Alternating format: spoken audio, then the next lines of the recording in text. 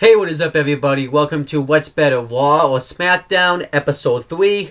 So, now it's time to find out. Now, this is kind of like a little bit of a tiebreaker for this series because 2 weeks ago, I believe Raw was better. And then last week... No, actually, I take that back. It actually wasn't the case. 2 weeks ago, Smackdown was better, and last week, Raw was better. So, we're going to find out this week if they can break the tie. What's going to be better this week? Is it going to be Monday Night Raw, or is it going to be WWE Tuesday Night SmackDown Live? So we're going to find out. And these are going to be a very interesting episode this week, just because of the fact that we're coming off of the...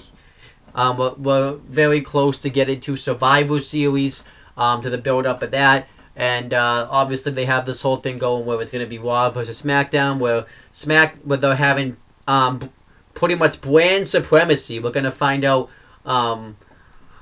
who's going to win, and they're building up to Team Raw and they're building up Team SmackDown. So I'm actually kind of looking forward to reviewing this episode this week. I think we're going to get some very interesting competition between the two shows this week.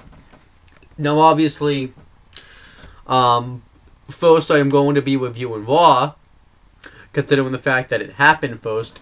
And at the time I'm recording this video, SmackDown Live has not happened yet, because of the fact that today is Monday and SmackDown Live won't air until Tuesday. So I will either have, so when SmackDown Live airs and I'm all done watching it, I'll upload it then.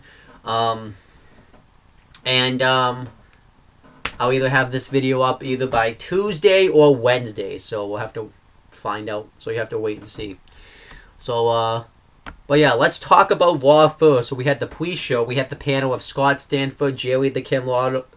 Let me repeat that. So we had the panel of Scott Stanford, Jerry the Kim Lawler, Lita, and Booker T. There, I finally got it out. I don't know what the fuck was going on. And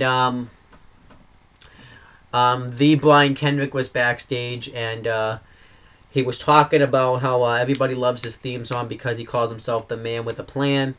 And he said that that's how it's been since he's come back. He came back and planned on winning the Cruiserweight Classics, and he planned on beating T.J. Perkins for the Cruiserweight Championship. And he says that tonight there's going to be more of a man with a plan. Even though his promo was very weird because he really didn't win the Cruiserweight Classics. And he didn't, he took him more than one try to beat T.J. Perkins, so I thought it was weird. And then Braun Strowman got interviewed, and he talked about how Mick Foley finally delivered on his promise on giving him better competition. And, he says that he is going to destroy the competition on SmackDown Live when he teams up with Raw. And then Enzo and Big Cass were backstage. This was a video that aired earlier on YouTube. And they pretty much have a shout out for all their friends, and they do the thing where they say like the father, and where Enzo would say his father, and Big Cass would say how you doing. But they also announced that sorry, I just had this weird winning in my ear. So I still do, kind of. But anyhow, they also announced that they're going to be joining Team Raw to face Team SmackDown Live when they face Team SmackDown Live's tag team. So now they're on SmackDown Raw's tag teams. And Big Cass says that there's only one word to describe SmackDown, and you're going to have to watch Raw to find out, which we know what it is. So overall, I thought the pre-show was fine. And then we had... and then we have the real show. We had Corey Graves, Michael Cole, and Byron Saxton on commentary. And the show kicks off with Stephanie McMahon. She comes out and cuts a promo. And she talks about how Mick Foley is not on this show, which I'm fine with, because Stephanie McMahon really hasn't been on the show in a while. But, Mick Foley has the past couple of weeks, so it's nice to take a break from him and kind of go to Stephanie McMahon. And she brings out all the members of Team Raw: Kevin Owens, Chris Jericho, both the co-captains, Roman Reigns, Braun Strowman. And then she introduces the final member of Team Raw, Seth Rollins, which I think makes complete sense since he was the first draft picked on Raw when they did the whole draft episode. And I think this is in a way where Stephanie McMahon's trying to make it look like that she's not in alliance with Triple H, by putting Seth Rollins on the team. And, you know, he's obviously to the best athlete, one of the best athletes that Raw has, so I think it makes sense. And Seth Rollins gets on the mic and talks about how he is how even though that he's on Team Raw, he's willing to put the differences that he has with Jericho to beat SmackDown Live. And he talks about how after what he's done, though, he's still not done with the issues between him and Sparkle Crotch, which I thought was funny. And Stephanie McMahon then talks about, you guys have to work together to take out Team SmackDown Live. And she puts up a picture of SmackDown Live and talks about the possible outcomes that could happen. And tries to, you know, spin some tension with members on SmackDown Live by talking about them, you know, like the history that they've all had with each other. And then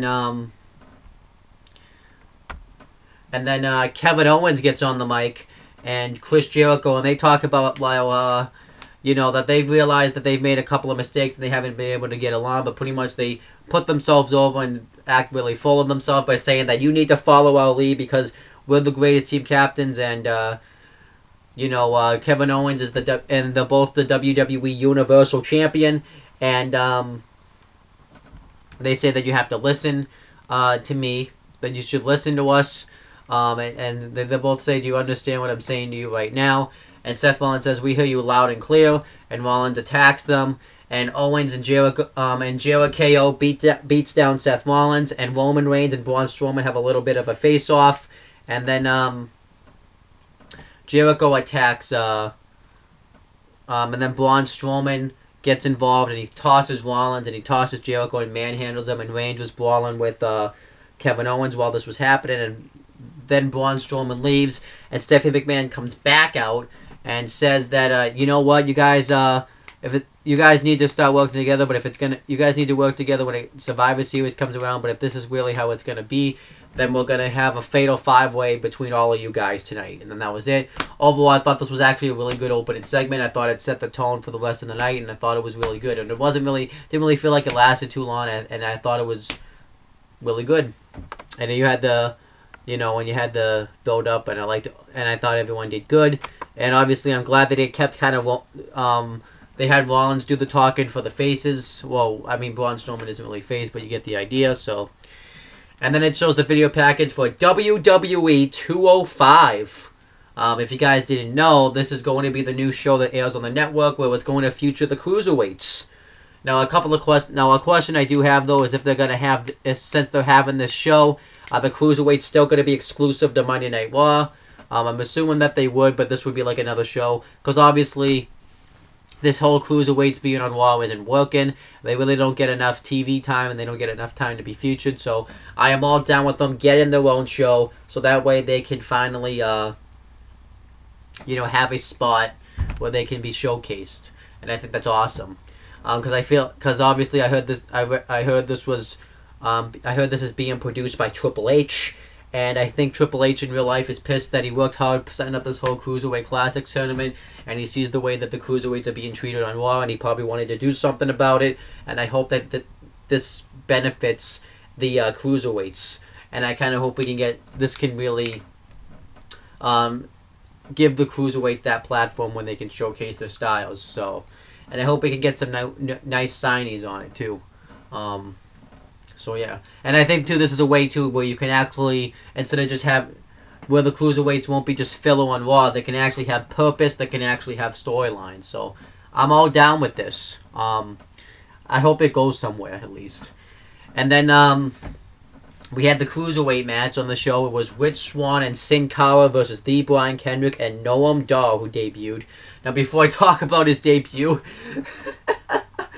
this was awesome because Rich Swann comes out and it's a tag team match, and Rich Swann's partner never even comes the fuck out, and I'm like, because The Brian Kendrick then comes out right the fuck afterwards, and I'm like, what the fuck's going on? Why? like why are they having the tag team partners come out, and I just thought it was fucking hilarious because this company thinks so highly of Sin Cara that they didn't even give him an entrance for this tag team match. He was the only one that didn't get a fucking entrance. I thought that was fucking hilarious, and this company really doesn't give a fuck about Sin Cara. I thought that was hilarious. I'm a little bit pissed though because I kind of think that if the only tag team match that they should be having is together, I'm not saying that they shouldn't do others, like Rich Swann and Sin Cara were a weird fit as a tag team. I think they should have had Rich Swann and Cedric Alexander team up. That I think like they should just put them as a tag team and kind of run with that and see where you go. But that's just me. And Noam Dar obviously got a huge reaction because they were in Scotland and this was in his home turf. So he got a huge ovation. At first I thought it was weird that he was working. That he was going to be working as a heel in his hometown, but he really didn't work as a heel. He was just kind of teaming up with D. Brian Kendrick. Just kind of shows how the cruiserweight division is really lacking in heels if they have to find someone like this.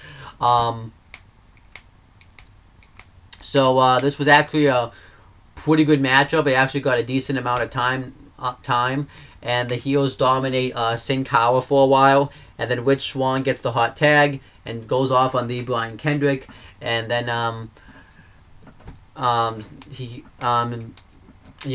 Sin Cara takes out Noam Dar with a dive, and Rich Swann beats the Brian Kendrick with a roll-up. So this is the second time that the Brian Kendrick has lost to Rich Swann. So I think they're going to build to a Cruiserweight Championship match between Rich Swann and the Brian Kendrick, because they can't do TJ Perkins right now because I heard that after that Hurricane Run he did out of the ring, he has a little bit of neck problems right now. I don't think it's anything serious, but he needs to take a couple of weeks off. So I'm all down with that.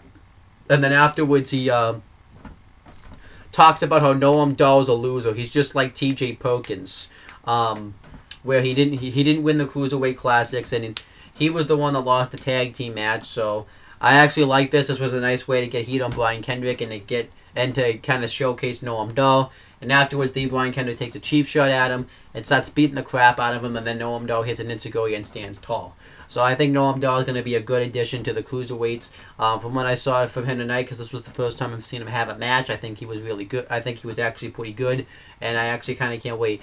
And the Brian Kendrick holding that Cruiserweight Championship is definitely, I think, making the Cruiserweight division look a little bit better, because now you have more options of what you can do with matchups. Like you can have him, because since you have so many faces in the Cruiserweight division, like Cedric Alexander, Rich Swann, TJ Perkins.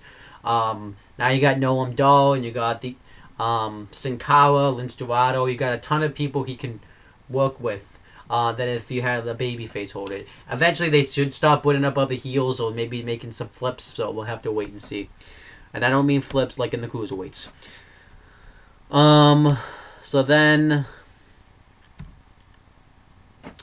they do this. They show a Goldberg and Brock Lesnar build-up package. And they were showing this build-up package with Goldberg's point of view, talking about his side of the story, kind of. And I kind of like that they did this. This was a way to build up this match without having them be on the show, because they really didn't need to be on the show. It shows the whole video package, Goldberg's dominance in WCW, and when he came to the WWE. And then, he talks about how, and it shows his return, and he talks about how,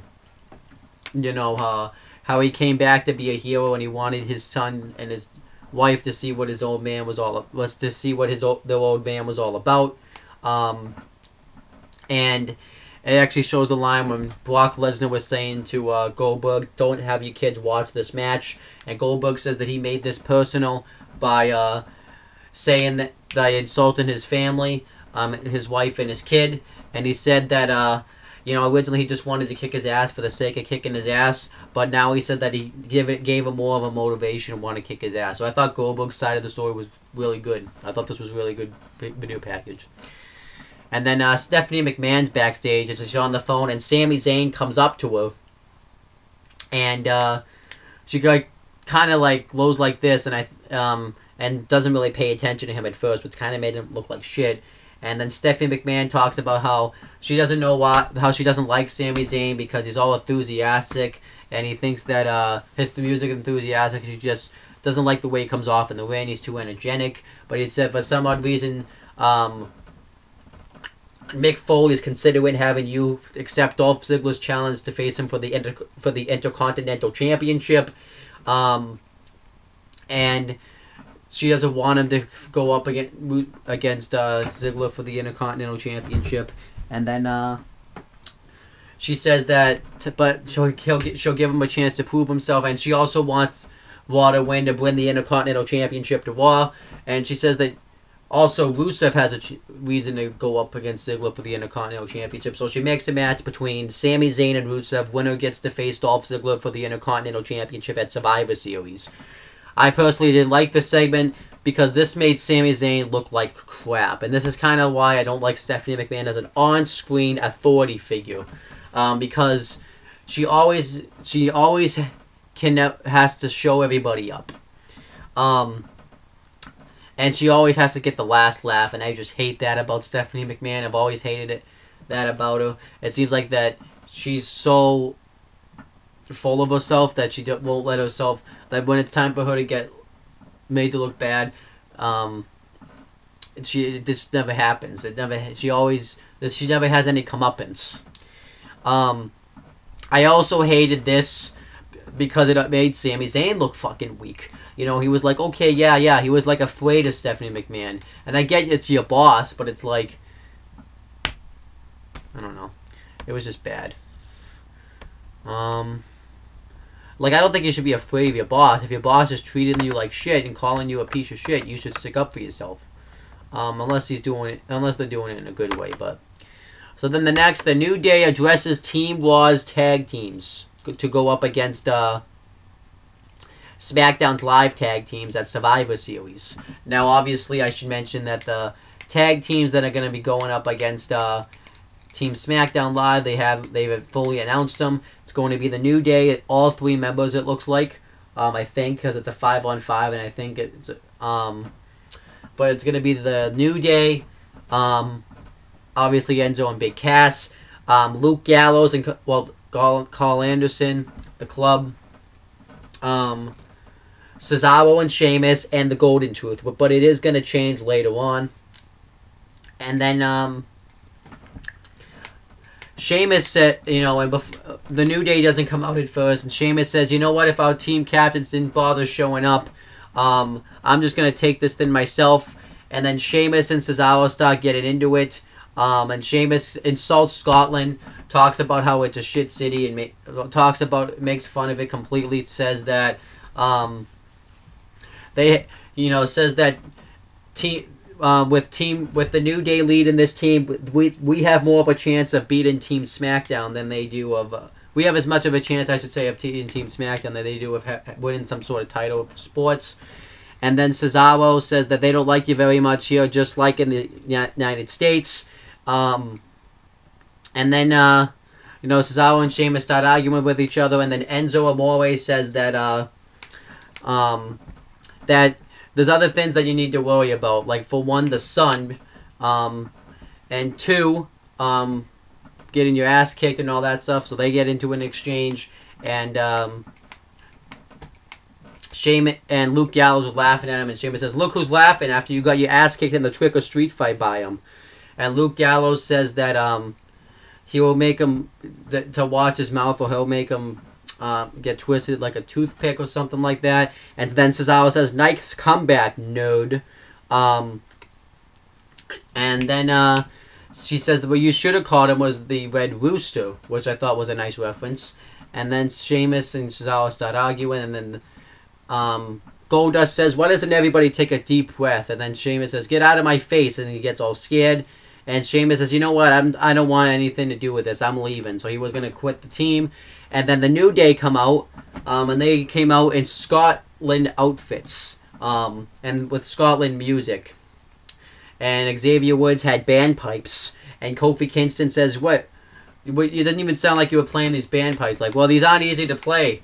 And I said I had to pretend I was playing them, but I have to respect all you people from Scotland.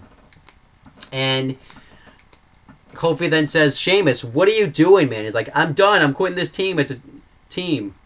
And Kofi, and then the New Day come in and give this inspirational speech about how they're gonna kick Team SmackDown Live's ass. And Big E did a Scottish accent, and Kofi's like, "Are you really doing a Scottish accent?" And he says, "Yeah." And he talks about how you could run, but and we could all fight and lose, but we have to fight for pride. And I thought that was a really good speech. And Enzo Amore and Big Cass say that they're on the team, and then the Golden Truth say that they're on the team. And then Sheamus and Cesaro says that they're on the team. But then Sheamus says, "Hey, you don't speak for me. I'm the team captain here." And then at first I thought Sheamus was going to say no.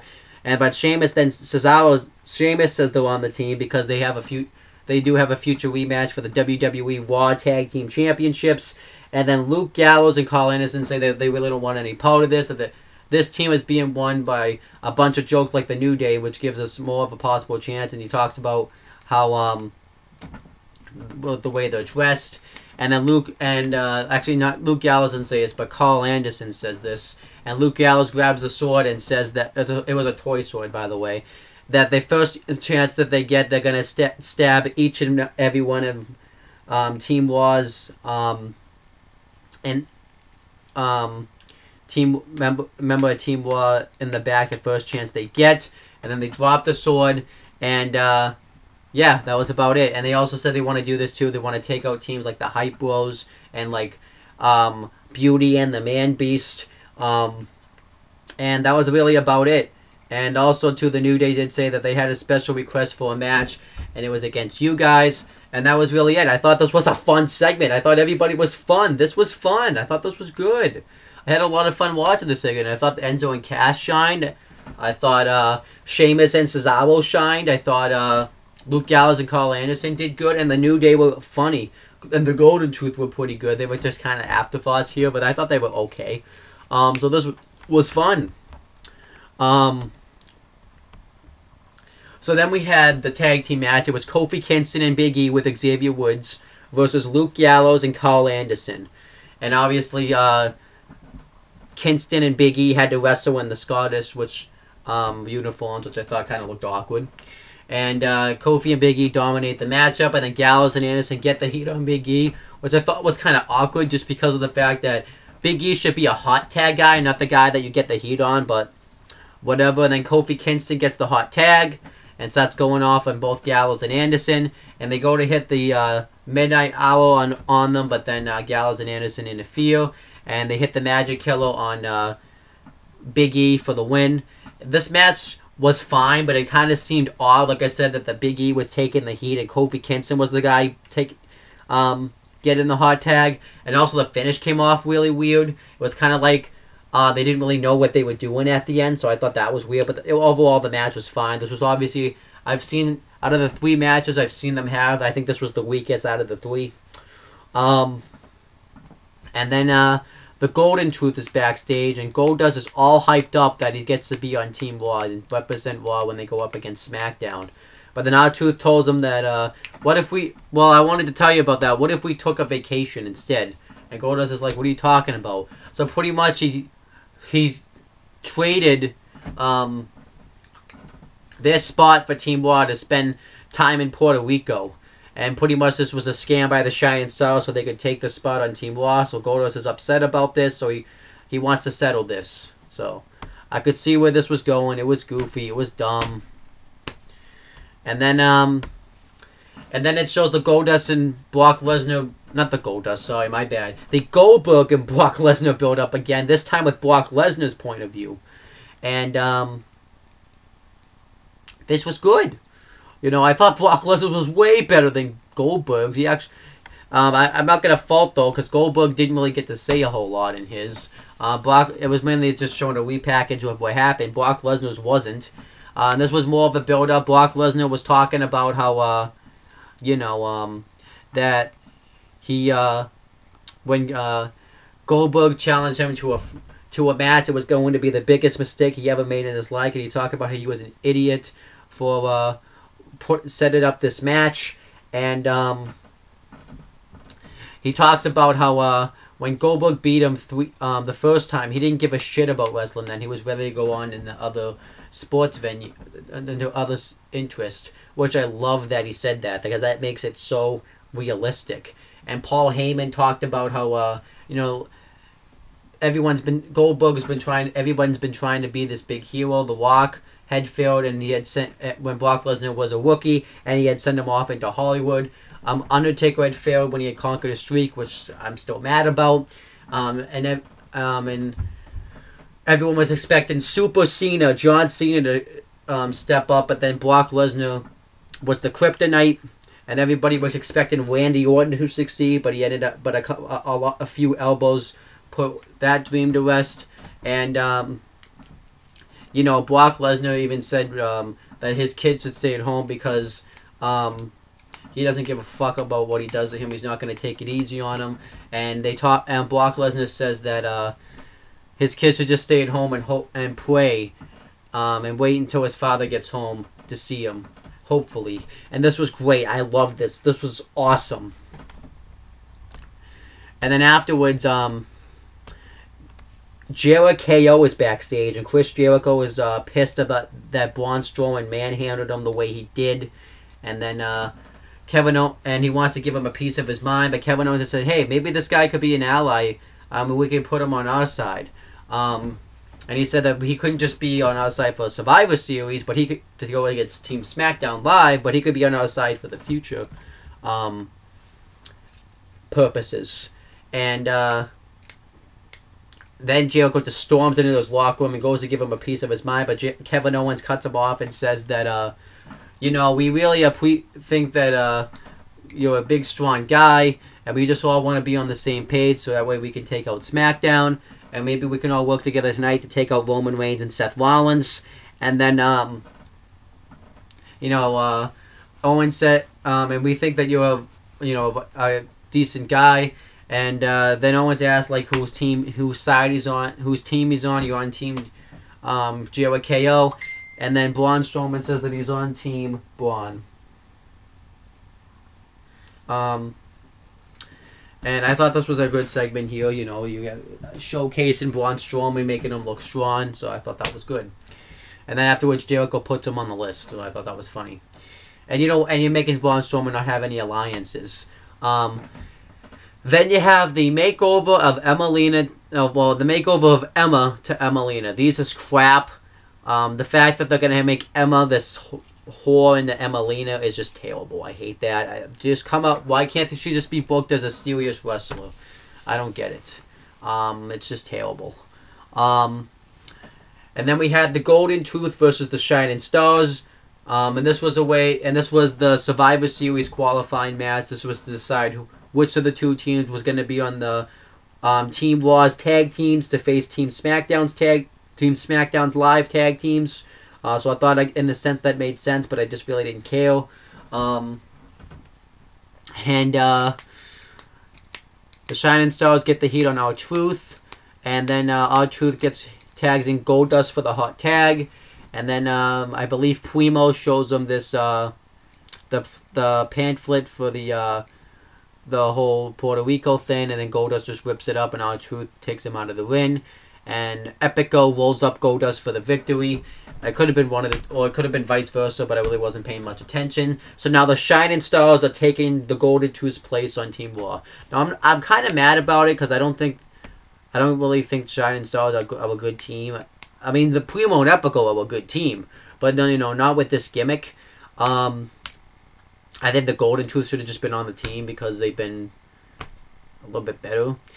But I don't really think it matters because I feel like if it was the Golden Truth and if it was the Shining Stars, I think they're just going to be eliminated from the match really quickly anyway. So I don't really think it matters which of the two teams are on there. It really doesn't fucking matter.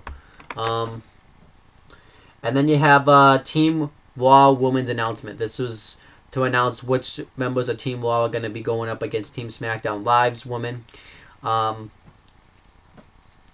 so far we had already had Nia Jax, Charlotte, and Alicia Fox. No, and Bayley, my bad. And Michael Cole's in the win, and he's explaining how the whole traditional 5-on-5 Survivor Series matches work, which doesn't make any sense because, which is kind of stupid because if you haven't seen a traditional Survivor Series match, then you must be living underneath a rock, as a wrestling fan anyways. And, you know, she brings out Charlotte, the team captain, and she cuts a promo on how she's the queen, and everybody else and everybody on SmackDown Live, like Becky Lynch and Nikki Bella, are all her not disciples, but peasants. And then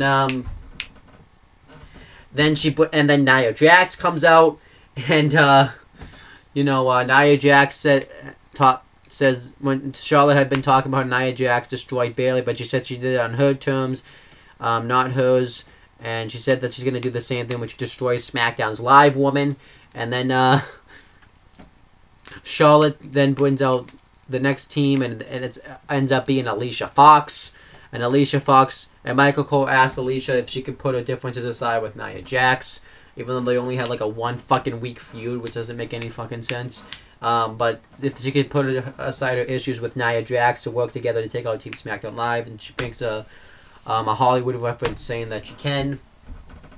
Then it's Bayley, and everybody was really over with Bayley. They were saying, "Hey, we want some Bayley," and all that. And Bayley was talking about, but after a long ass time, she says that she's been watching the past Survivor Series, and she said that we're gonna work together to take down SmackDown Live. So then Michael Cole is about to announce the final woman that's gonna be on Team Raw, and Charlotte comes up and makes the announcement herself, and she teases it like it's gonna be Sasha Banks, you know, talking about how she was a member, you know, how she started the Women's Revolution and all that. But then she says it's Dana Brooke. Now I was pissed. I'm like, this team looks like the shits, excluding Bayley and Charlotte. But then Michael Cole then says, no, Dana Brooke is not the final team. This person is. And it ends up being Sasha Banks. So I did like that. The WWE trolled us, which I thought was awesome. And Sasha Banks comes out, and she kind of like puts a little Bayley over a little bit. Says, Sasha. No, I mean, Bayley. Because everyone was really behind Bayley. And she had talked about how she's still the boss of NXT, and she's going to help lead Team Victory. And then Charlotte says, well, not if Nia Jax says anything about it. And she was kind of being really fully for herself, talking about how she is the boss, and she had won the first ever Hell in a Cell match and all that. And then overall, I thought this segment was really bad until Sasha came out. I thought it was just really corny, and I just was like, oh, this team looks like the drizzling shits. And this team doesn't look the best. I think SmackDown's team looks a little bit better. But I think with Raw team, it kind of makes it okay, since you have Charlotte, Sasha Banks, and Bayley all on the same team, which I think is fucking awesome. Because I don't think they've been on the same team ever when it comes to like WWE purposes, unless there's a time where they were and I just don't know about it. So I think that's awesome. They're all on the same team. I really wish Becky Lynch was on this team, but then again, SmackDown would be fucking bird. So then it led to a 6-woman tag team match: Alicia Fox, Sasha Banks, and Bayley versus Charlotte, Nia Jax, and Dana Brooke. And I didn't mention too, Dana Brooke is like the alternative. So if someone on Team Raw can't compete, Dana Brooke's going to be taking their place. And I'm really not going to lie, I really just did not care about this match. I don't know why. It wasn't like I hated the woman or anything. I just really didn't care. I think having Nia Jax and Dana Brooke definitely, and Alicia Fox definitely kind of ruined my interest, because Alicia Fox is someone who hasn't been relevant since 2010 when she was the Divas Champion. And you have Dana Brooke, who sucks, and Nia Jax, who sucks. And it's just really didn't care. And the crowd didn't care. But pretty much Bayley pinned Charlotte with the Bayley to Belly, which I thought made sense because Charlotte's been saying that Bayley is the weak link. And having Bayley pin Charlotte, the team captain, I think made complete sense. I thought that was good.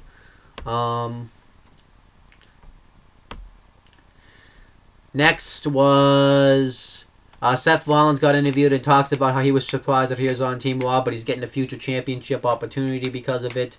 And he talks about how everybody on Raw doesn't like him, so he says that he could possibly get along. And Braun Strowman comes up, which should have been Roman Reigns instead, and says that he doesn't like Seth Rollins either and plans on destroying him. And he says, well, that's everybody. So I thought that was funny. In the next match, we had Rusev with Lana versus Sami Zayn, where the winner becomes #1 contender to the Intercontinental Championship. Now, I really did not know who was going to win this match. I had actually kind of was thinking, okay, Rusev's winning, he's the heel, so it makes sense. But then I was thinking, I don't know, it could go to Sami Zayn because well, not NXT TakeOver, well, that is too, but because Survivor Series is in Toronto, and it's in Sami Zayn's hometown, pretty much. And I also was thinking, you know, I just remembered, I really don't want to see Dolph Ziggler and Rusev wrestle another match with each other after that shit feud they didn't have last year. I'm just done with them having matches with each other forever. Well, not forever, but for a while. So I was like, I really hope Sami Zayn wins, but with the way they were using Sami Zayn, I didn't think it was possible. But then the match was okay, you know, it was pretty back and forth. But then Rusev goes to go on the top rope. Sami Zayn hits the haluva kick on him. And while he's on the top rope and wins. And I was like, yes! I was happy. Kind of shocked in a way, but the way that Sami Zayn was being booked the past few weeks, I'm like, yes, Sami Zayn's getting in the Continental Championship match, and I think that's awesome for him. So, that's good. I thought that was an overall solid match. I remember they had like a match a few months ago I thought was better, so same case. And then, we had the main event, the Fatal 5-Way match between Seth Rollins, Roman Reigns, Chris Jericho, Kevin Owens, and Braun Strowman. The match starts out with Jericho beating the crap out of Seth Rollins, and then Roman Reigns and Braun Strowman just have a face-off with each other, and then they start finally getting into it. And then Chris Jericho tries to attack him from behind, but Braun Strowman manhandles him. And this whole match, Braun Strowman's manhandling everybody. At first, except for Kevin Owens, which he ends up taking down, so then everybody has to work together. And also, too, before Rollins tried to wear him down with a kendo stick, but he was able to fight out of that. And then everyone started working together to try to take out Braun Strowman, but Braun Strowman powered out of it. And then Owens hits a super kick, Jericho hits an enziguri on him, and then Roman Reigns hits a Superman punch. And then everybody just starts fighting with each other. And Reigns and Rollins take out Owens and Jericho. And then Reigns and Rollins are about to get into it, but then Braun Strowman's coming too. So Reigns hits another Superman punch. Rollins dives on him on the floor, sends him right into the barricade. And then Owens and Jericho start attacking Roman Reigns. Jericho. And they take out Seth Rollins, but Roman Reigns is able to fight him off. Reigns goes off the steps and hits a Superman punch on Braun Strowman, knocking him down. And then Jericho just beats the shit out of Roman Reigns. They throw him into the barricade. They throw him into the steel steps. Kevin Owens hits the cannonball into the barricade.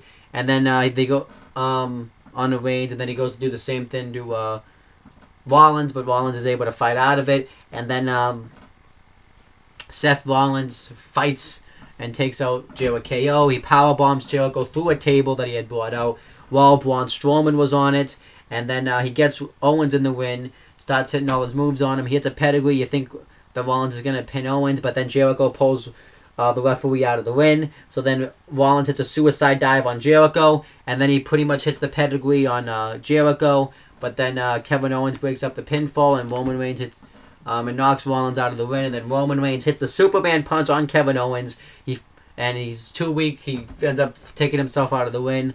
And Owens lands on Jericho unconscious, and he ends up pinning Jericho and gets the victory. So Kevin Owens actually goes over, which I was kind of surprised about. Considering the fact that Braun Strowman, I thought it was actually going to be given to Braun Strowman, considering the fact that he's the powerhouse that everyone wants, that he's been demanding better competition, and this would have been a really good way to show that how he's a monster. But I still think they did a good job of showing that, because they had to do all this shit to get him out of the match, so I thought that was fine.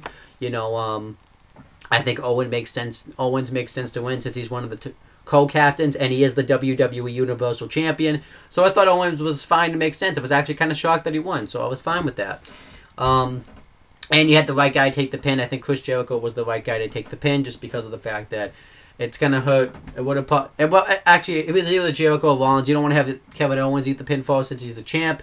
You don't want to have Roman Reigns eat the pinfall, and you really don't want to have Braun Strowman eat the pinfall. So Jericho eating the pinfall because Jericho's made a legacy in the business. It's not gonna hurt him.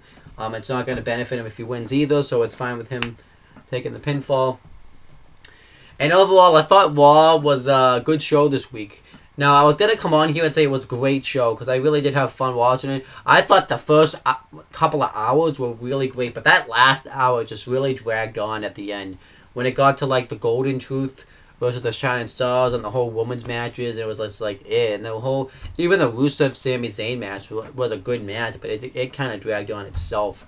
And, I think also, too, because I've been up since, like, 6 o'clock in the morning doing schoolwork out of my ass, that I just really felt like the show was dragging on. I really wanted the show to get the fuck over with. So it's kind of like one of those examples where 3 hours is a long time for a wrestling show. This is why I think Raw should go back down to 2 hours, because it just make it a much easier sit through. Because you could definitely see that they had some filler. You know, that whole... So I definitely think I'm just going to... But it was a good show. I thought actually they did a really good job setting up Survivor Series with the whole Team Raw versus Team Smackdown, and they did a good job setting up Brock Lesnar versus... Goldberg. So I thought this was actually a good show. They did its job, and yeah, it was good. So I'll be back when after SmackDown airs, and I will give you my thoughts on SmackDown, and we will find out. But if I had to rate Raw, I'm gonna rate it a 7 out of 10. I thought it was actually a good show. So yeah, 7 out of 10 for Raw. So let's see if SmackDown can beat that. Okay, so now on to SmackDown from November 8th, 2016. We had the pre-show. We had the same guys on the panel that we had on Raw. Alexa Bliss got interviewed, and she talked about how she has waited a month to get her WWE SmackDown Women's Championship opportunity, and she said that after she beats Becky Lynch, Becky Lynch will be forced to quit SmackDown. And then Becky Lynch gets interviewed and said that later on in the show, and says that she's not willing to give up this SmackDown Women's Championship anytime soon, and since next week's the 900th episode of SmackDown Live, she said that she plans on walking in to SmackDown Live next week as the SmackDown Women's Champion. And then Jerry the King Lawler, Lita, and Booker T did like the Fantasy Survivor Series teams, and I thought it was actually pretty interesting. So, I'll say who they picked as their teams. So, Team Jerry's was the King's Court. If you guys will remember the tag team that he did at like Survivor Series years ago, it was that team that he just picked that whole team again. And Team Booker's had Booker T himself as the captain, of course. Ricky the Dragon Steamboat, Sid Justice, Macho Man Randy Savage, and Kevin Owens. So I think that's actually a really good team up right there. And Team Lita had Dory Funk Jr. as the coach, Roddy Piper, Bruno Sammartino, Shawn Michaels, Seth Rollins, and Neville. Which Neville is definitely an awkward choice. When she had been saying it, I thought she was going to go with Sami Zayn, since she was talking about how someone that's had history with Kevin Owens and all that stuff, but she went with Neville, which was interesting. So that was the pre-show. I thought the pre-show was actually fine. I was actually paying attention to it. And then we got the real show itself. We had Tom Phillips, JBL, Mauro Ranallo, and David Otunga on commentary for this show. So Tom Phillips now is on commentary, but his role on commentary is very weird. I think he's more like a host instead of a commentator, because he mainly just puts over what's going to happen on the show and angles and stuff, but he doesn't call any matches or anything. It's very weird. It's actually really weird. Because when there's a match on, he doesn't really say anything. It's just JBL, Mauro Ranallo, and Otunga doing all the talking, so it's really weird. So I guess that's going to be his role, but it's just like, then if you're not really going to have him call matches, then what's the point of having him out there on commentary? Just kind of seems like a waste. I mean, I'm really not a huge fan of him, because I'm going back and watching all like the past NXT episodes, and his commentary work, and I remember his commentary work in the past, it has been terrible, because it is terrible. He's just not a good commentator, so I really hope they change that. So it starts off with AJ Styles. He comes out, and everybody was cheering him. So he says, "Don't cheer me. I'm not in the mood to be cheered." So when they boo him saying that, he says, "I'm also not in the mood to be booed." And he says, "I don't want you guys taking out your cell phones and posting this on Twitter. I want you guys to pay attention to me when I speak." And I really like that he said that. And he talks about how Dean Ambrose got lucky last week when he beat him. And he said that it was all because of James Ellsworth. But he said that he can't do anything about it because he doesn't want him getting his hands on Dean Ambrose before Team Smackdown has to go up against Team Raw, and he pretty much declares himself the captain of Team Smackdown since he's the champ that runs the camp. And he says that, he brings out Team Smackdown. Baron Corbin comes out, and he comes out and talks about how he's not going out there to fight for Team Smackdown. He's fighting for him. And then the Wyatt family comes out. And they all just teleport to the ring. And then AJ Styles says, "The Wyatt family, everybody." And then Dean Ambrose comes out. And then he comes out with James Ellsworth. He got his own theme song, which I still hate that, But I guess it could be cutting promos with guys like Corbin and the Wyatts, and Styles is just terrible. And Styles even says, "What is he doing out here? He is not fit to be in the same ring as us," which is true. And Dean Ambrose and Styles says that if he goes anywhere, he doesn't want him going anywhere near the match at Survivor Series since he's bad luck. And he says that if he does, he'll beat the crap out of him. And then Dean Ambrose says, "Well, you're gonna have to go through me." And AJ Styles says, "I have before. That's why I can again." And he even talked about too how Dean Ambrose isn't really a worthy champion, because if you really wanted to keep this champion, how many opportunities do you need? If you really wanted this title, you would have never lost it. And then Shane McMahon comes out. Well, actually, no, that's not what happens next. So AJ Styles even says too that there's more of us than there are of you. So they all go to fight him, but Baron Corbin just walks to the back, which I kind of like that he did that because it shows that he's only fighting for himself. And then the Wyatt family get in the win, and then Shane McMahon comes out and talks about how they're going to how they're going to stop Team Raw and all that. And he pretty much makes a 6-man tag team match between Dean Ambrose, James Ellsworth, and Baron Corbin versus the Wyatt family. And then Shane McMahon goes backstage to tell Baron Corbin about it, and Baron Corbin isn't interested in competing in that match, and if you want, you can take me out of it. And Shane McMahon agrees to do so, and announces that he's going to be facing Kalisto, who was making his return after Baron Corbin had taken him out, which I really wasn't watching SmackDown at the time, so I'm glad I knew that they kind of introduced us to that. So overall, I thought this was actually a pretty good opening segment of SmackDown. I thought it was pretty well done. I thought it was good. I didn't think it was a great segment, but it was good. And then we had the Vaudevillains versus Breezango in a Survivor Series tag team qualifying match. This was just to decide the final tag team that's going to be on Team SmackDown's tag teams Survivor Series match. And Breezango, if you guys didn't know, have a new gimmick now. They were kind of building this up on the WWE YouTube channel, and how they're like police officers now. But now I guess they're fashion cops, where they trash anyone who has bad fashion. It's definitely not a great gimmick, but it's an interesting gimmick. It definitely has my attention, and I'll tell you why as I get into it more. But it's definitely something that has my attention. I'm going to see what they do with it. I feel like it's going to get lame. But, they go around and hand out tickets to anyone that doesn't have good fashion. And JBL was all supportive of this until he got a ticket himself. So I thought that was hilarious. And, but this match was a clusterfuck. It really was. This match was bad, and it was just a huge clusterfuck, really. But Breezango win. I really don't remember how they win because this match was such a clusterfuck.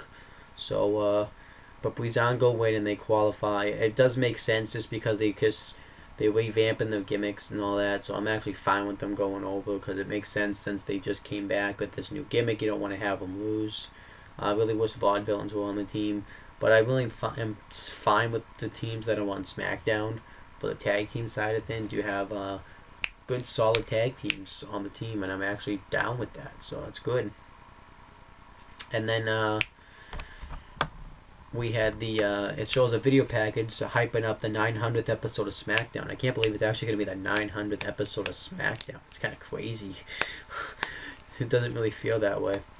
But they announced that next week they're going to have the Cutting Edge. So Edge is going to be returning on SmackDown and hosting his Cutting Edge. And we're going to have the return, none other than the one, the only, The Undertaker. I definitely marked out. I mean, I had known about it last week, but it's definitely going to be awesome to see Taker. It makes sense to have him come out because he's kind of been the heart and soul of SmackDown. If you think about it, you know, The Rock obviously had originated it because of the fact that he was, you know, he kind of started SmackDown, but The Undertaker has always been there on SmackDown. Even when they had the brand extension, he was always a SmackDown guy. So I'm actually loving the fact that The Undertaker's coming back. And I wonder what he's going to do next week. I don't know. I feel like he's going to do something with the Wyatts and Kane, considering the fact that it would make sense to go in that direction. I don't know if I wonder if they're going to set up his Mania match in a way. I want to see them maybe set up a match between him and Orton for the Rumble, and then you can kind of set up a matchup between Taker and Cena for Mania. That would be kind of the direction I would do. But I don't know if Taker can work the Rumble, so it's kind of a tough spot.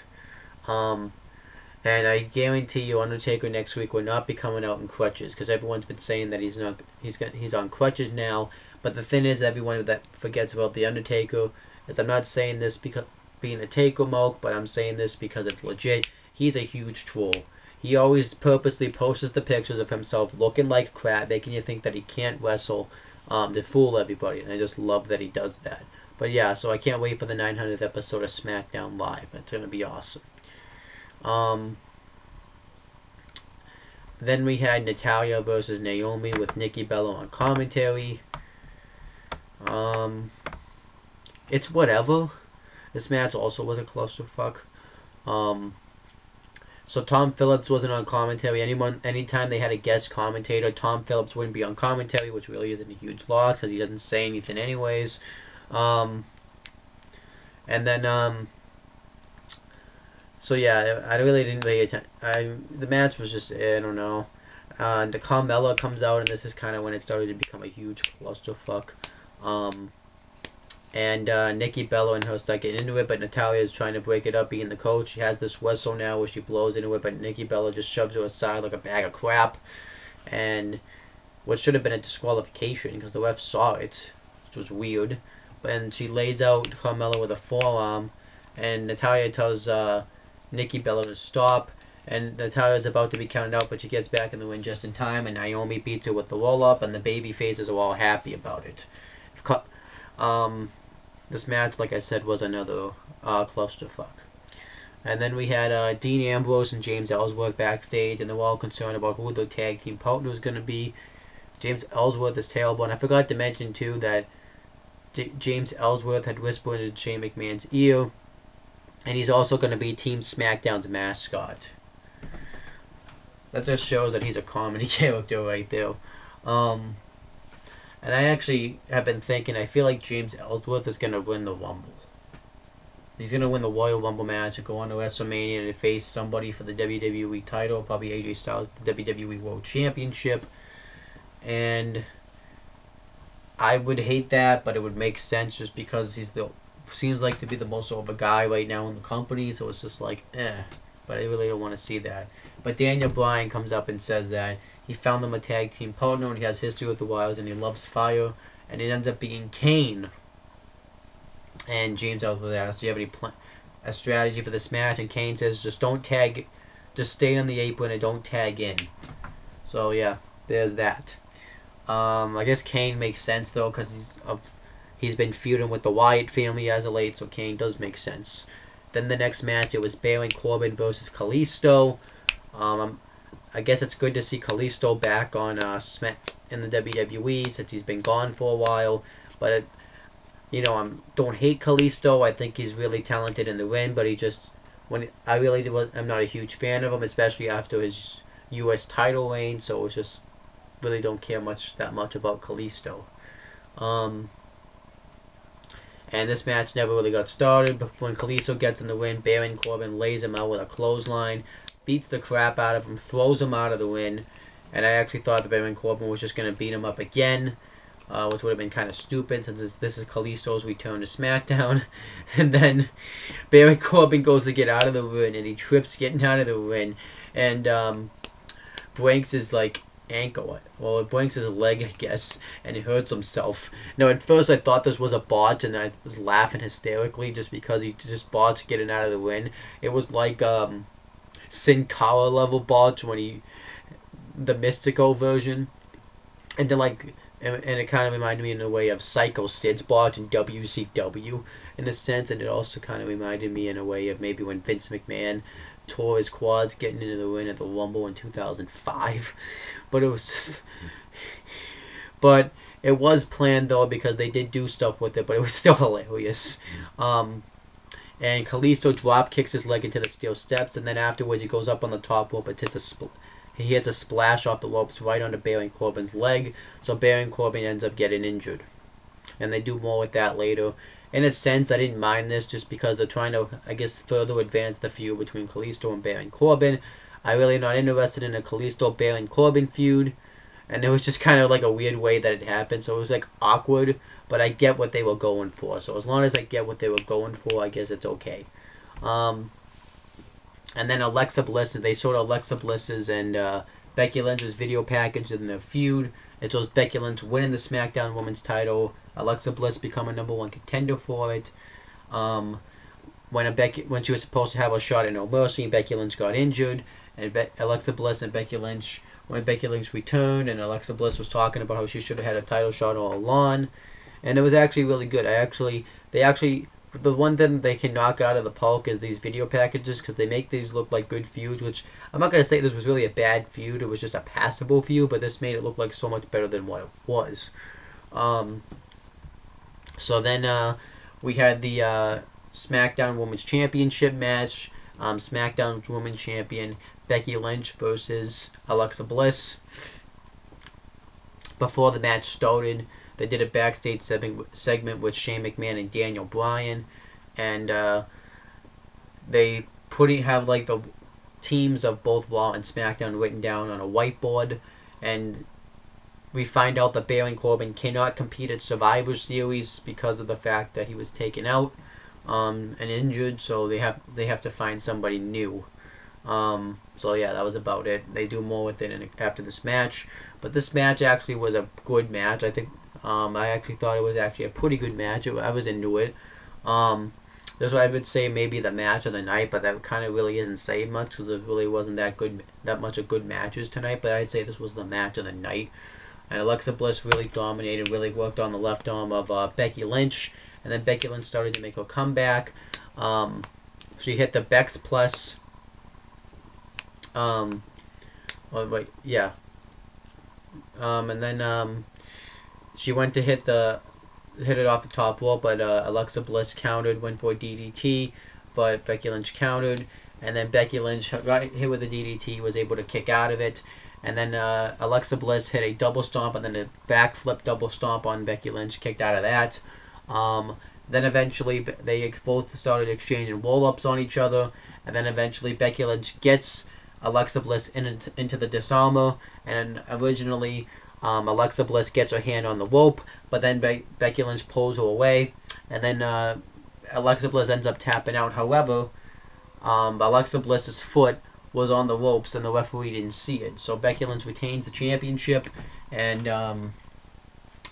Alexa Bliss was screwed over. Originally, I didn't really like this that much, just because of the fact that they did this screwy finish, and we were waiting 2 months for this match, and they gave us this screwy finish.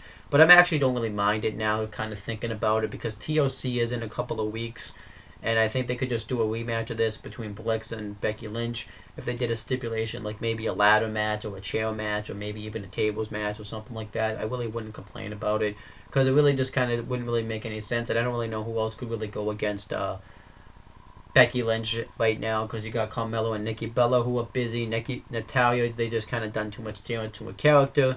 Naomi and Becky Lynch really wouldn't work right now. And you have, Eva Marie, who's hasn't really been on TV lately, so I don't really mind them going back to this because this is a solid program, so I don't mind it. So then Shane McMahon and Daniel Bryan are backstage again.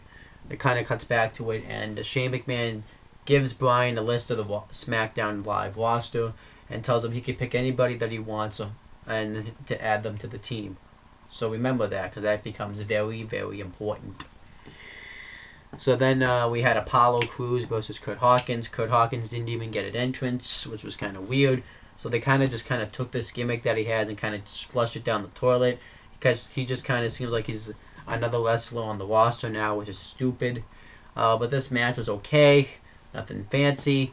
Apollo Crews hits a crossbody off, goes for a crossbody off the top, but Kurt Hawkins moves out of the way and rolls him up for the win. Overall, I'm fine with this just because of the fact that you really need to do something with Kurt Hawkins. You can't just have him lose all the time now.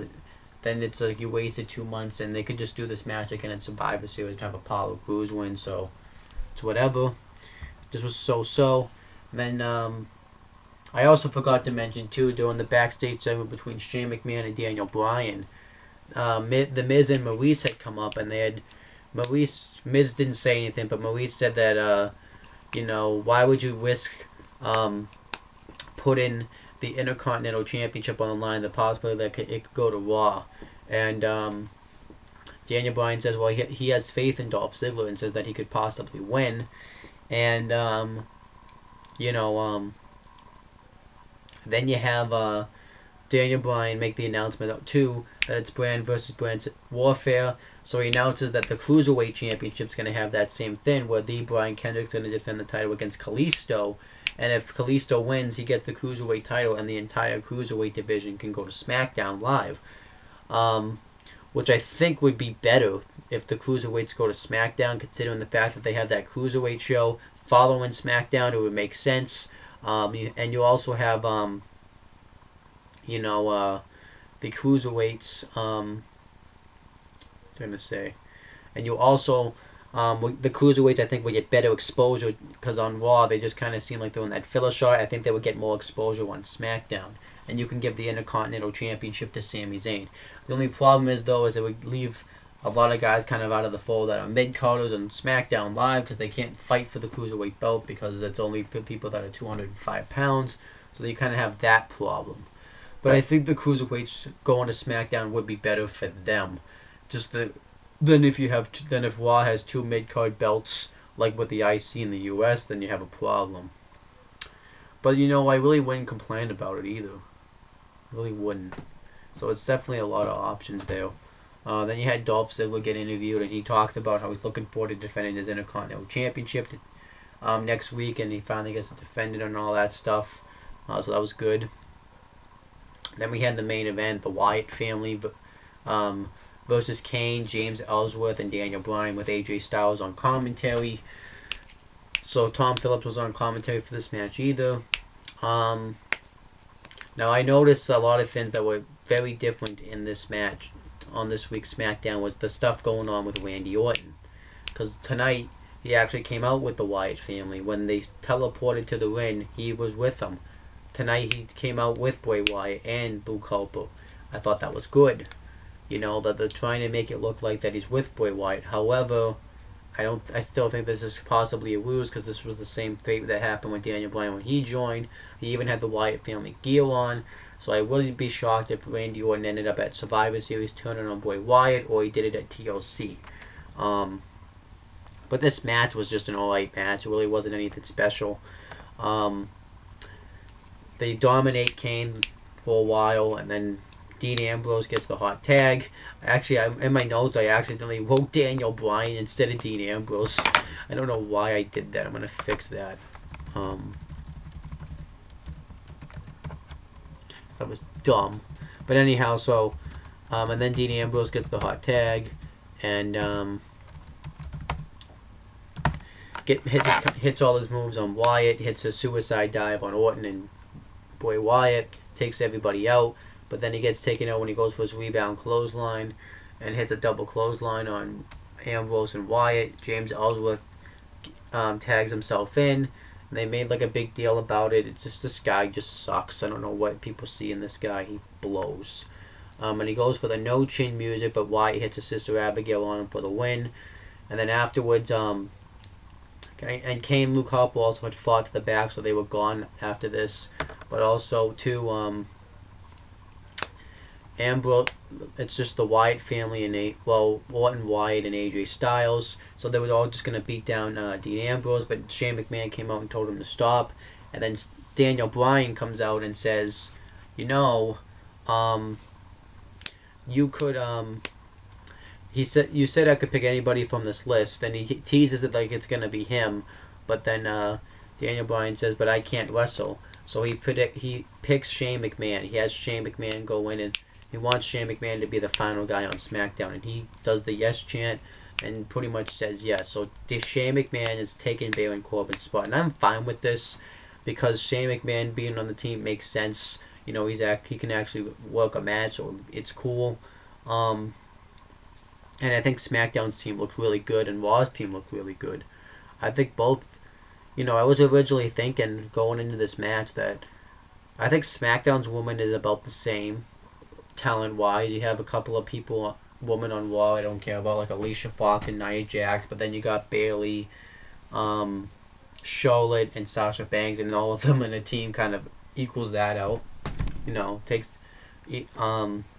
makes it better. And then you have on the SmackDown women's team, you got Nikki Bella, who's an okay wrestler. You got Carmella, who's not that good, but Alexa Bliss, who's good. Becky Lynch, who's talented, and Naomi, who's talented. So you got 3 talented women there, but you got like maybe you got 3 talented, 2 that are I would say Nikki Bella is pretty talented. So you got some good talent on the women's tag team match, and the tag teams, you got really good tag teams. I think the SmackDown tag team looks better, and I would say maybe for the Raw one looks better just because you have Charlotte, Bayley, and Sasha Banks on the same team. That's great. And for the Raw males, it's about the same. Like for the both brands males, it's about the same. You know, you got Bray Wyatt, who's a good psychology wrestler. Randy Orton, who's a good wrestler, and he's a veteran. You got Dean Ambrose, who is good. The Ambrose is good when he can, you know, when he's not being goofy and he can do more moves. So he's good. I think, you know, but he's a little lazy, but I think he'll do good. You got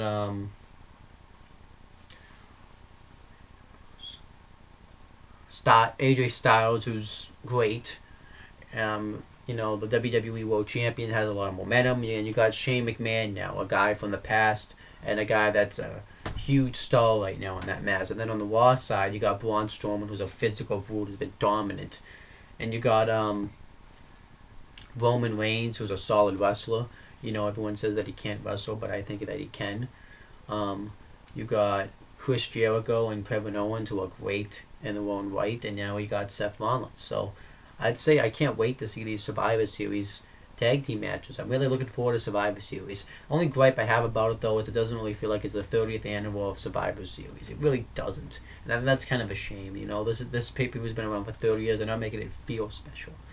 I'll talk about, though, maybe I'll do like a preview and predictions video like next week or something. But I'm not done talking about SmackDown yet. Now we're going to talk about Talking Smack. With the panel of Renee Young and Daniel Bryan. Alexa Bliss gets interviewed, and she thinks that it was bullcrap, that she got screwed over. So she said that she wants something done about it. That's about it. And then Breezango gets interviewed, and I'm saying that they're interested. They make me pay attention. They definitely have my attention, because I was actually, usually when I watch a police show or something, I just kind of play a game on my computer and I'll listen to it. But when Breezango came out, I was fully paying attention to what they were saying. So I kind of think that this gimmick could work for them. They come out now, and I didn't mention they have police outfits on and stuff, and this is good. They're giving people tickets, and they're talking about how bad people's fashion senses are, and you know, they can really. I think this works too because it's the gimmick themselves. You would believe that they would think this way because of the history of how, you know, like Fandango and Tyler Breeze. It's good. So I'm actually gonna give this gimmick a chance. This isn't a bad gimmick. It really isn't. It definitely has my attention. But yeah, and then the Miz and Maurice came on the panel, and they just kind of did more bickering with Daniel Bryan and Maurice, and I thought that was good. So overall, I thought Smackdown was an average show. I was gonna come on here and completely poon the crap out of it, which it would have deserved. But I will say that I definitely think it picked up towards the end. Those first two matches were clusterfucks, and then you had that whole Baron Corbin and Kalisto thing, which was weird, but I got what they were going for. The opening segment and the backstage stuff with Baron Corbin was pretty good. You had the women's title match that was pretty good, you know, the match of the night. You had the 6-man tag that was just okay. It wasn't great, but it was okay. And Apollo Crews versus Kurt Hawkins was average. So I would say it was an average show. Nothing great.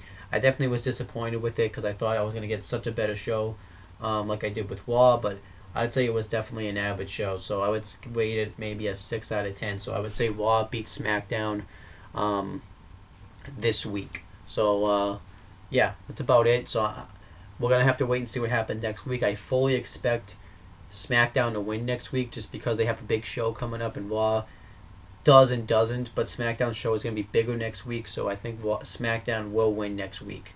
But that's pretty much it, guys. Make sure to subscribe on the to all the channels that are in my description box, and I will talk to you guys some other time, maybe next week or something like that.